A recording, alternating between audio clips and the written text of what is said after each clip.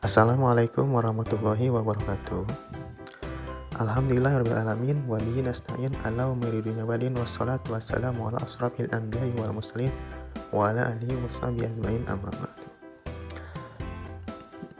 Yang terhormat Bapak Dr. Jasra Putra, SPil MPD, dan tak lupa kepada teman-teman semua yang saya banggakan. Baik, kami dari kelompok 2 akan mempresentasikan hasil diskusi kami, yaitu tentang analisis kebijakan.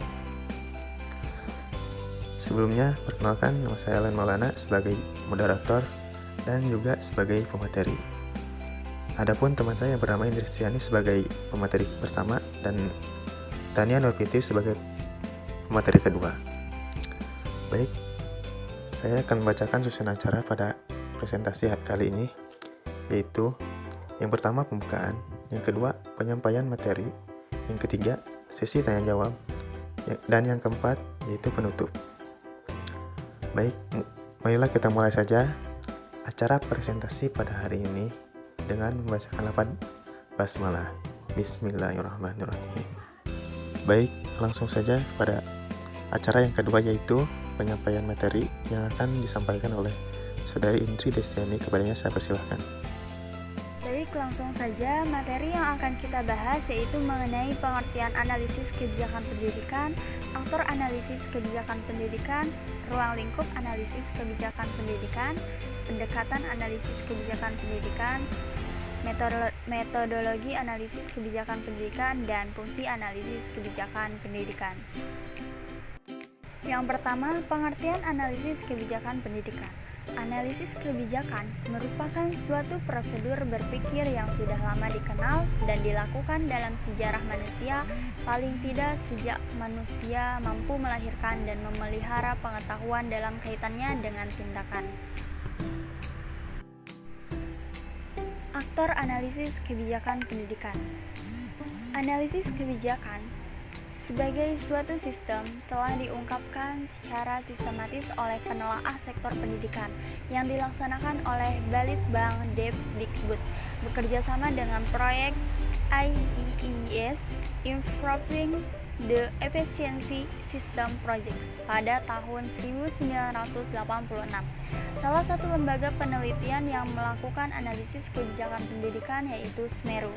SMERU adalah sebuah lembaga penelitian independen yang dilakukan penelitian dan pengkajian kebijakan publik secara profesional dan proaktif, serta menyediakan informasi akurat, tepat waktu, dengan analisis yang objektif mengenai berbagai masalah sosial ekonomi dan kemiskinan yang dianggap mendesak dan penting bagi rakyat Indonesia.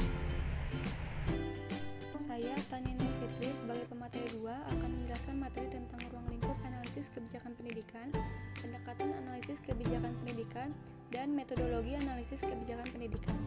Yang pertama, ruang lingkup analisis kebijakan pendidikan. Ruang lingkup analisis kebijakan pendidikan meliputi 1. Pengumpulan data statistik, 2. Pengembangan kurikulum, 3. Sistem pengujian, 4. Penelitian pendidikan dan kebudayaan, 5. Teknologi komunikasi pendidikan, dan yang terakhir pengembangan analisis kebijakan pendidikan dan kebudayaan. Yang kedua, pendekatan analisis kebijakan pendidikan. Dalam literatur analisis kebijakan pendidikan, pendekatan dalam analisis kebijakan pada dasarnya meliputi dua bagian besar, yaitu pendekatan deskriptif dan pendekatan normatif. Yang pertama ada pendekatan deskriptif. Pendekatan deskriptif adalah suatu prosedur atau cara yang digunakan dalam penelitian pengembangan ilmu pengetahuan, baik ilmu pengetahuan murni maupun terapan, untuk menerangkan suatu gejala yang terjadi di dalam masyarakat.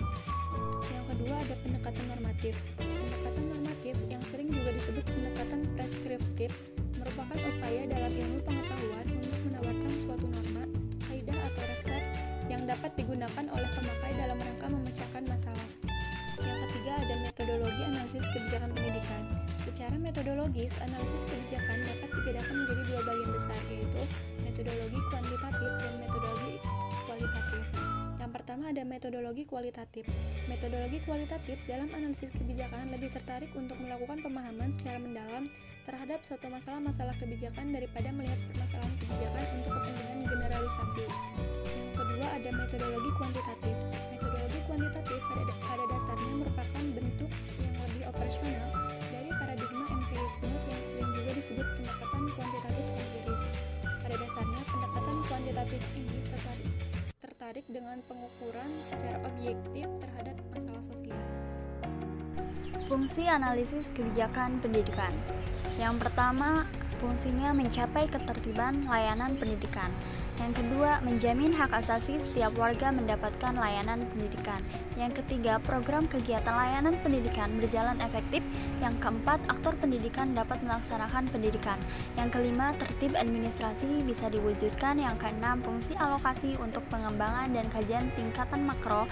Yang ketujuh, fungsi inquiry, setiap bahasan isu dan masalah pendidikan integral dengan isu strategis lainnya, misalnya analisis metodologis dan substansi, evaluasi dan meta-analisis kebijakan, dan argumentasi kebijakan. Yang terakhir yaitu fungsi komunikasi bagi pihak terkait, misalnya pembuatan keputusan, perencanaan, dan pengelola, peneliti, pelaksanaan, dan masyarakat sebagai pelanggan pendidikan. Baik, marilah kita lanjut ke acara yang ketiga, yaitu sesi tanya jawab. Kepada 3 penanya pertama, saya persilahkan.